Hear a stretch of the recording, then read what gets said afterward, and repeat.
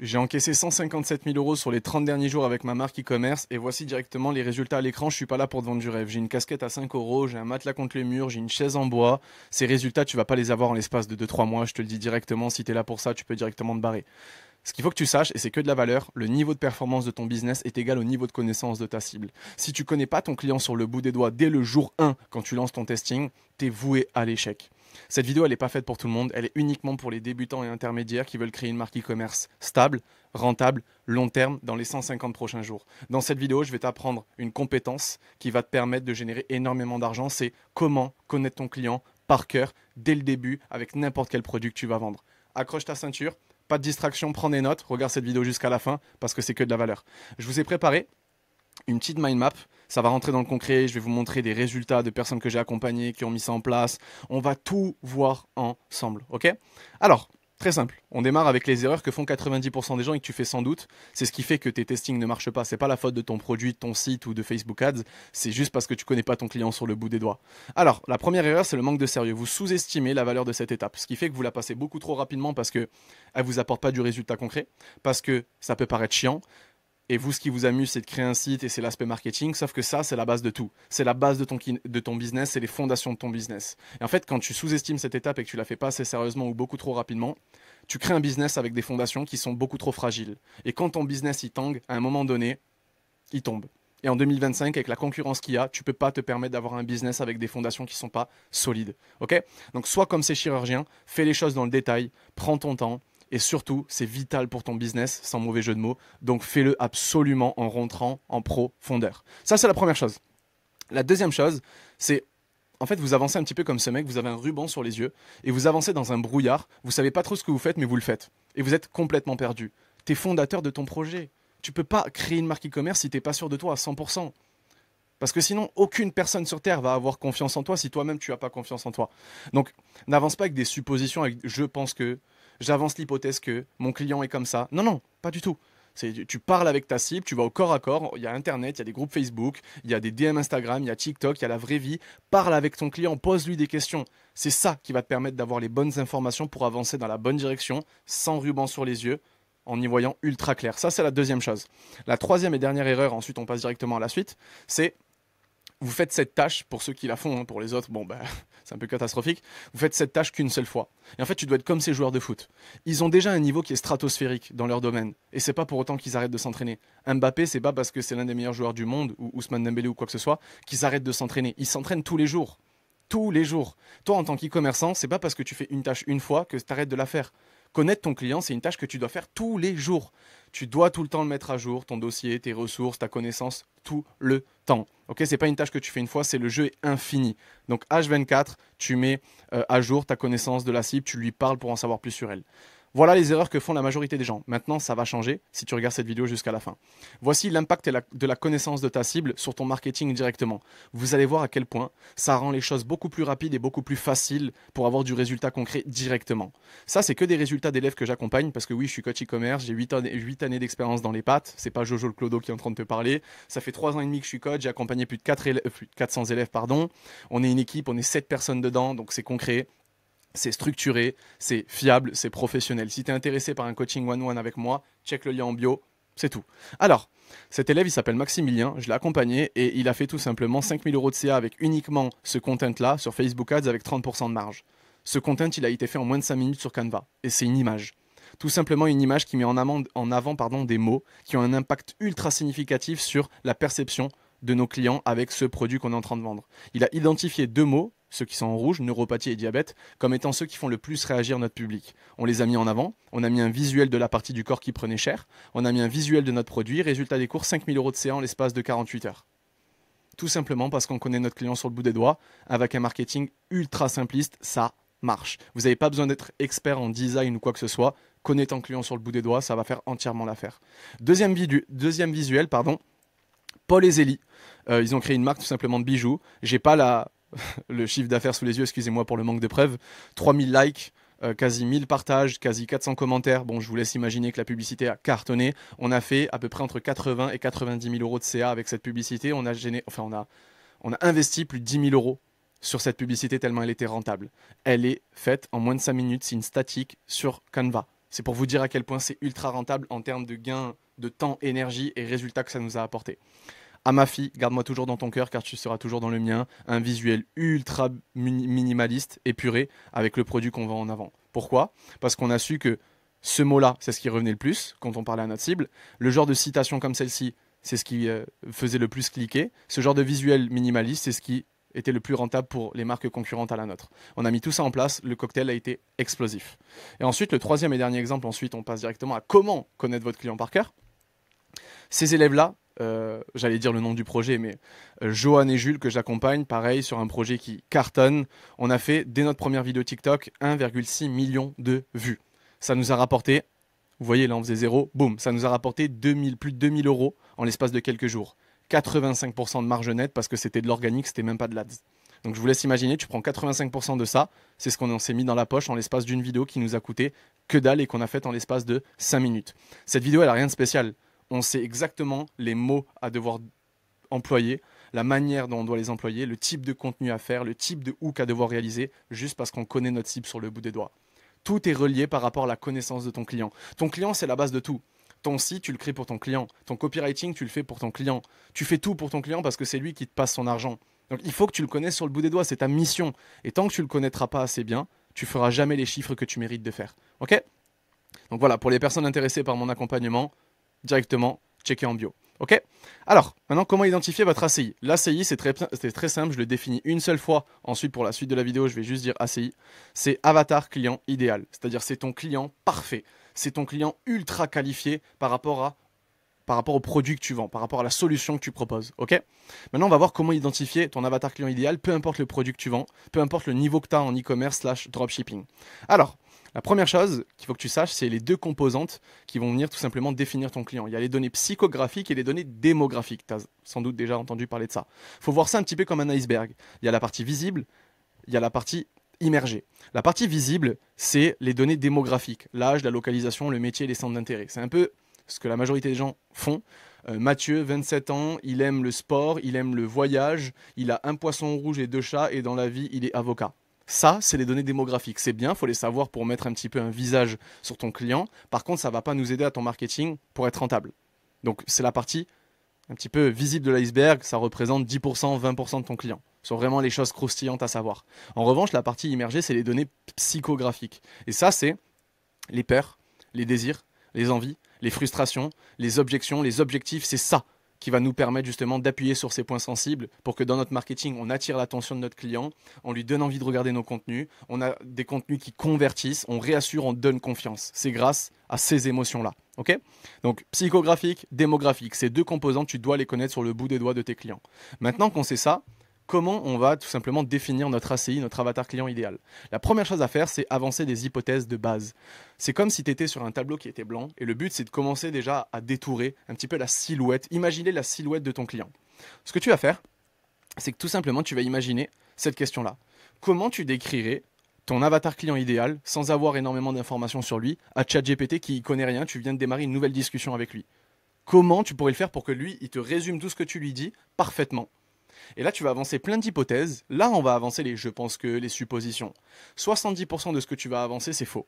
Pourquoi on le fait? Pour juste dessiner une petite silhouette. On va faire ça au fur et à mesure jusqu'à avoir un dessin ultra bien dessiné et concret. Ok? Donc, on commence tranquille. Les hypothèses de base. Comment toi, tu imagines ton client? Une fois qu'on a ça, on va commencer à faire des entretiens découvertes. Les entretiens découvertes, c'est tout simplement là où on va parler à notre cible. Il faut voir ça un petit peu comme un expert du FBI qui va relier les éléments, qui va faire des connexions entre les éléments, qui va avoir les empreintes, qui va avoir les images. On est en mode, ok, sous-marin, on essaye vraiment de choper le maximum d'informations croustillantes pour savoir c'est qui vraiment notre client idéal. Pour ça, tu vas tout simplement aller sur les réseaux, on va voir tout simplement avec un exemple concret après que je vais vous mettre à disposition comment faire, mais tu vas choper 10, 15 personnes minimum qui représentent ton client parfaitement. Exemple, je vends une lampe qui permet de soulager les douleurs de migraine.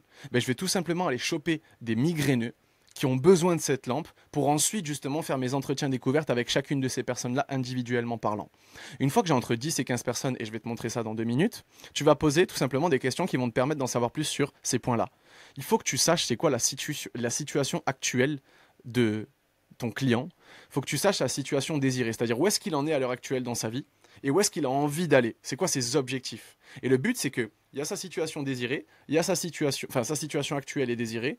Ton produit, c'est tout simplement le véhicule qui va permettre à ton prospect, à ton client, d'aller de sa situation actuelle à sa situation désirée. Pour ça, il faut les connaître. Donc on va avoir les questions à poser. Ensuite, il faut connaître son coût de l'inaction, c'est-à-dire s'il ne fait rien, qu'est-ce qu'il va ressentir? Comment il va se sentir? Qu'est-ce que ça va signifier pour lui le fait de rien faire et de ne pas trouver la solution? Ensuite, il faut savoir ce qu'il a déjà essayé comme solution, comme alternative, comme produit. Pourquoi il a essayé ça? Pourquoi ça n'a pas fonctionné pour lui? Et comment il se sent maintenant? Qu'est-ce qu'il redoute à l'heure actuelle? Et parmi tout ça, on va identifier H24 son langage, les mots qu'il utilise, les expressions qu'il utilise, c'est leur façon de parler pour ensuite les réutiliser dans notre marketing. Avec tout ça, tu vas vraiment avoir un marketing ultra impactant. Maintenant, il faut poser les bonnes questions au bon moment pour identifier les bons éléments. Et la majorité des gens ne le savent pas, mais envoyer des messages sur Internet, c'est un vrai métier. Tu peux gagner des millions si tu sais envoyer les bons messages aux bonnes personnes au bon moment sur Internet. Donc, il ne faut pas faire ça comme des brutes. Et très souvent, vous faites ça comme des brutes de façon ultra frontale. Ça nous donne pas envie de répondre. Ça donne pas envie à ton client de te répondre pour en savoir plus. Pour ça, ChatGPT. Et on va tout simplement le prompter. On va un petit peu lui donner un rôle. On va dire comme quoi c'est un expert en psychologie humaine, en comportement humain. Il a une intelligence sociale qui est ultra avancée. On va lui dire ça pour justement un petit peu lui donner un rôle et bien le former. Et ensuite, on va lui dire maintenant, voilà voilà le produit que je vends. Voilà ce que je compte faire. Voilà ma mission. Quelles questions je peux poser pour en savoir plus sur ce point-là, ce point-là, ce point-là. Et lui va vous faire tout simplement une série de questions que vous allez poser au fur et à mesure à chacun de vos clients potentiels pour vraiment en savoir plus sur ces situations-là. Grâce à ça, vous documentez tout dans une ressource et après, dès que vous avez tout ça à disposition, vous le mettez à jour toutes les semaines, vous utilisez ça dans votre marketing, les résultats sont assurés. Alors, pour en savoir plus sur les situations actuelles, on va poser ce genre de questions. Quelle serait une journée type dans la peau de... Et là, tu poses le prénom de la personne. Je ne sais pas si tu es en train de parler à Marie. Ça serait quoi une journée type dans la peau de Marie? Explique-moi tout, dis-moi tout. Qu'est-ce qui te prend le plus d'énergie en ce moment, Marie? Dis-moi tout. Si tu pouvais appuyer sur pause dans ta vie perso, dans ta vie pro, ça serait quand? Et pourquoi? Et ça, il faut que tu connaisses la règle du pourquoi, les 5 pourquoi. Quand tu poses une question à quelqu'un pour en savoir plus sur elle et que tu la connais pas, dès qu'elle te répond, tu lui dis pourquoi. Elle te répond, tu lui dis pourquoi. Elle te répond, tu lui dis pourquoi. Et ça, 5 fois. Chaque pourquoi, c'est l'équivalent de mettre un coup de pioche, un coup de pelle. Et en fait, plus tu mets des coups de pelle, plus tu creuses. Et plus tu creuses, plus là, vraiment, tu as du diamant dans les mains, tu as de l'or dans les mains. Et en fait, la personne, au début, elle va te dire des choses. Des fois, ça peut être bullshit ou juste à la surface. Et plus tu creuses, plus tu vas savoir vraiment les vraies émotions. Ce qu'elle ressent vraiment, la personne. Et c'est grâce à ça, en fait, que tu vas pouvoir identifier ce genre de trucs. Donc, la règle des 5 pourquoi, ultra importante à savoir. Ensuite, pour connaître la situation désirée, si tout allait bien dans les 3 prochains mois, qu'est-ce qui aurait changé globalement dans ta vie? Qu'est-ce que ça signifierait pour toi? Comment tu te sentirais? Si pouvais te filer une baguette magique là maintenant, tu ferais quoi avec? Il y a une situation précise dans laquelle tu aimerais être à l'heure actuelle. Ça, c'est... On rentre dans une projection, dans un futur, dans un désir. Ok? On va voir directement ensuite dans votre marketing comment mettre tout ça en place. Restez dans la vidéo, on va tout voir. C'est vraiment une vidéo full value. Connaître son coût de l'inaction. Ça, le but, c'est tout simplement savoir comment elle va se sentir la personne si jamais elle fait rien, si jamais elle trouve pas la solution. Et si rien ne change dans 6 mois, qu'est-ce que ça signifierait pour toi? Est-ce que ça t'impacte à l'heure actuelle, le problème que tu as et qu'on solutionne avec notre produit? Est-ce que ça t'impacte à l'heure actuelle dans ta vie? Si oui, sur quel domaine ça t'impacte et pourquoi? Pourquoi? La règle des 5 pourquoi. Ensuite, est-ce que tu vis avec ce problème tous les jours et depuis combien de temps? Ok? Savoir ce qu'elle a déjà essayé, tu as déjà essayé de régler ça d'une manière ou d'une autre? Oui, non, pourquoi, nanani. C'est quoi la dernière fois où tu as cru que tu avais trouvé la solution? Pourquoi?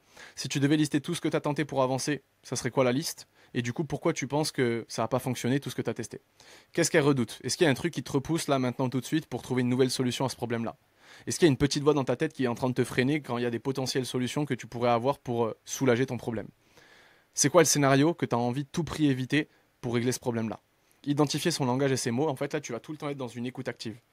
Écoute, prends note, liste les mots qui reviennent beaucoup, les mots forts qui sont répétés, les phrases qui reviennent souvent. Ça, tu vas les réutiliser dans ton marketing. Exemple, Maximilien. Il a bien fait une écoute active, il a vu que neuropathie, diabète, c'est ce qui revenait le plus. On les a mis en avant, boum, 5000 balles en 3 jours. Ultra rentable. Ok? Donc ça, c'est les entretiens découverts. Tu dois tout le temps en faire. Et au début, tu ne passes pas à l'étape suivante lorsque tu crées ta marque tant que tu n'as pas 10 entretiens minimum où tu as pu poser toutes tes questions. Tu ne passes pas à l'étape suivante. Ok? Ça, tu le fais une fois que tu as trouvé ton fournisseur. Avant le branding, avant le site, avant tout ça, tu t'occupes de cette étape-là. Ok? Alors, tes entretiens découvertes, comment tu peux tout simplement sourcer ces personnes-là? Tu utilises les avis Amazon, 1 étoile, 2 étoiles, 3 étoiles, 4 étoiles, 5 étoiles. Positif, négatif, mitigé, c'est pas grave. Tu t'écoutes, tu essayes de comprendre. Les groupes Facebook, tu les rejoins directement et tu vas DM sur Messenger chacune des personnes. Tu vas un petit peu identifier les posts. Est-ce que c'est beaucoup plus basé sur des émotions négatives ou positives? Ça va te permettre dans ton marketing d'aller beaucoup plus sur de la négativité ou de la positivité suivant ce qu'il en est. Les DM Insta, tu regardes en IRL si tu as des proches, des entourages, des gens à qui tu peux parler, et les commentaires sur les réseaux, les commentaires des posts de ta problématique, voir un petit peu ce qu'il en est. Pour ça, exemple, je suis dans la niche de la migraine, je vais sur Amazon, je tape migraine, je regarde tous les produits, je vais dans les commentaires, je regarde tout, un par un. Même si ça me prend une semaine, je m'en fous. Je suis pas là pour tester 1000 produits avant de trouver le produit gagnant, je suis là pour créer une marque long terme. Quitte même à ce que ça prenne du temps, je m'en fous. Je suis là pour devenir compétent et être rentable. Donc je prends le temps de faire bien les choses, ok?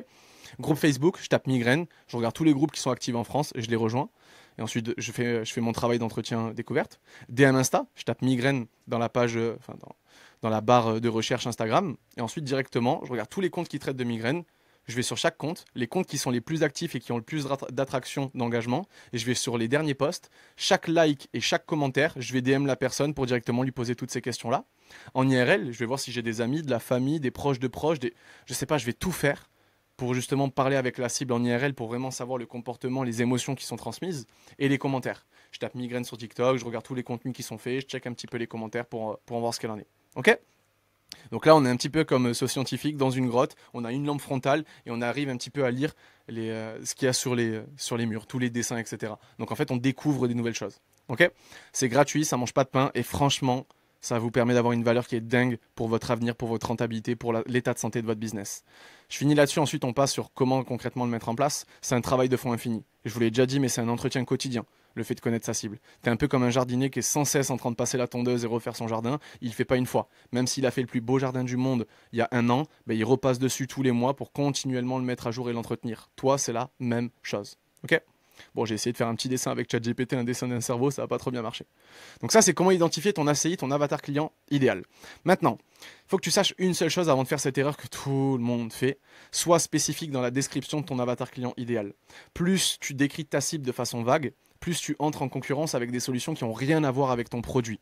C'est-à-dire que, admettons, je vends des compléments alimentaires à base de safran qui sont en distress. Exemple, la marque Naali, je vous conseille d'aller voir, bête de marque.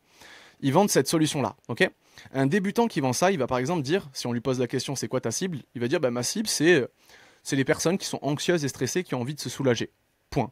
Si tu décris ta cible de cette sorte-là, de cette manière-là, tu te mets en concurrence sans même le savoir avec Netflix, avec les marques d'alcool et avec les sites pour adultes. Parce qu'une personne qui est anxieuse et stressée qui a envie de se soulager, elle préfère largement se mettre une cuite un vendredi soir avec ses potes à base de tequila que bouffer des compléments alimentaires matin, midi, soir. Une personne qui est atteinte d'anxiété et de stress et qui veut se soulager, à la place de bouffer des compléments alimentaires tous les 4 matins, elle regarde sa meilleure série Netflix ou elle regarde son meilleur film pour adultes. Parce que c'est beaucoup moins longtemps, dopamine facile, beaucoup moins chiant, beaucoup moins de frais, bref. Et en fait, pourquoi tu t'es mis dans ce panier-là avec des personnes qui sont pas du tout, des sociétés, des niches qui sont pas du tout dans ta concurrence? T'es allé trop vite. Et tu as décrit ta cible de la mauvaise des manières parce que c'est pas du tout assez approfondi. Ce qui fait que dans ton marketing, en fait, on va le voir que t'as pas assez bien t'as fait ta cible. Parce que sans que tu le veuilles, dans ton marketing, dans ton copywriting, dans tes contenus, en fait, tu vas tout simplement cibler ces personnes-là. Et en ciblant ces personnes-là, on va te mettre en compétition avec les autres. C'est pour ça que tu passes inaperçu. Par contre, pour la même solution, si tu décris ta cible de cette manière-là, ma cible sont les femmes de 35-45 ans, mères de 2 enfants, cadres entrepreneuses, qui donnent tout dans la journée, mais le soir, quand la maison se calme et qu'elles rentrent à la maison, elles n'arrivent plus à couper leur cerveau, elles dorment mal, elles anticipent trop, elles sont frustrées, elles culpabilisent de tout, elles ont déjà testé la motivation, les podcasts et les livres, sans réel changement, elles veulent une solution naturelle, sans ordonnance, qui leur permette de débrancher sans sombrer.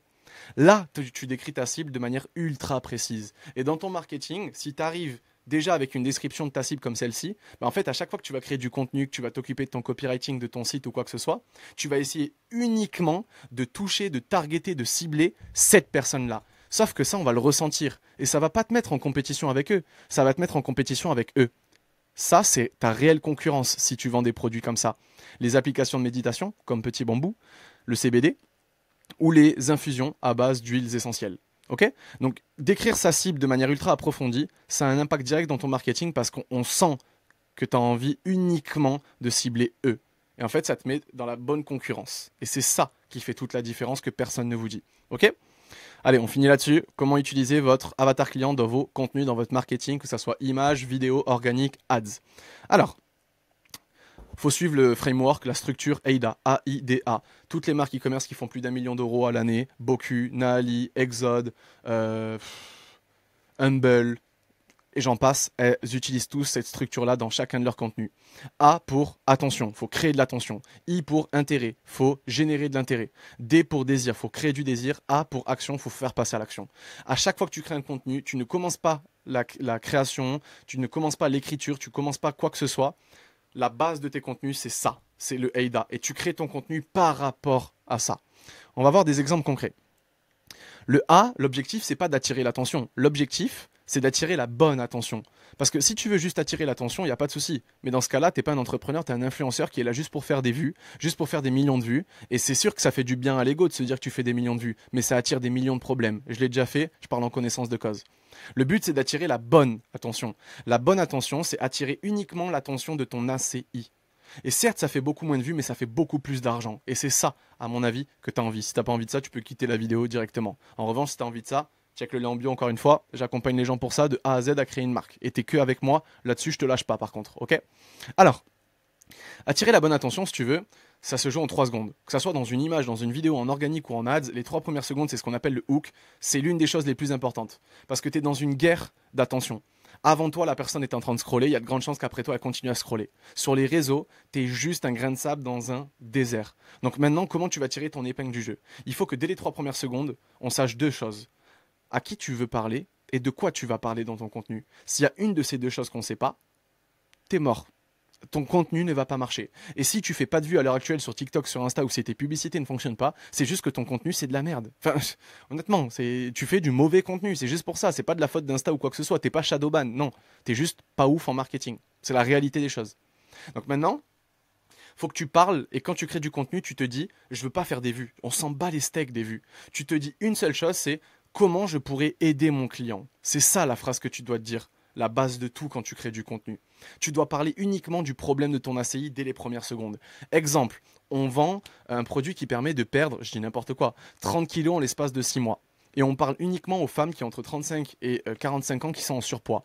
Dès la première phrase de mes contenus, la première chose qu'on voit, c'est uniquement si jamais tu es en surpoids et que tu as X temps ou X âge ou peu importe, regarde cette vidéo.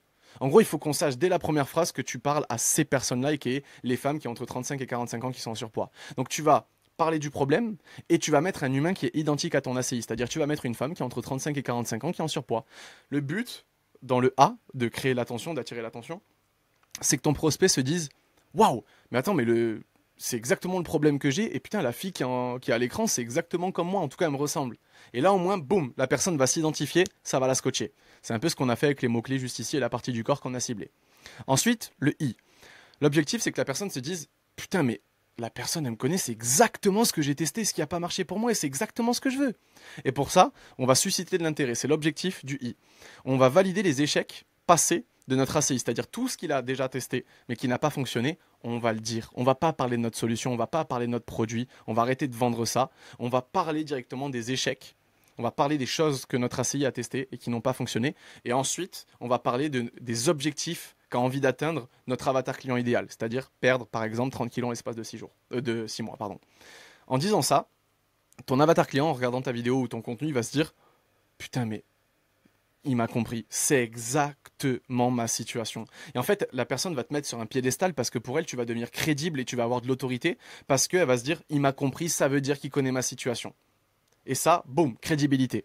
Mais attention, il y a un petit problème qu'on va voir juste après. Une fois que tu as suscité l'intérêt, ça y est, tu as scotché la bonne attention, tu l'as. Maintenant, il faut la monétiser, tu es à ça. Mais par contre, la sensibilité, elle est toute fine, donc fais pas n'importe quoi. L'objectif maintenant, c'est de créer du désir. L'objectif, c'est que la personne se dise « Putain, j'ai trop envie de tester sa solution. J'en meurs d'envie. » Et pour ça, tu vas introduire ta solution comme étant la meilleure. C'est-à-dire tu vas introduire ton produit comme étant la meilleure. Et là, c'est du show don't tell. T'arrêtes de parler, tu montres. Tu montres les résultats, tu montres comment ça fonctionne, tu montres les bénéfices créés par ton produit. Ok ? Pour que la personne se dise « Oh putain, je kiffe, c'est exactement la solution qu'il me faut. » Et ensuite, sache que la personne, elle va se dire « Trop bien, mais il y a toujours un Mais la personne, elle vient de tomber sur ton contenu, elle ne te connaissait pas. Donc c'est bien, elle est partante, elle est chaude. Mais il y a une objection qui commence à se créer.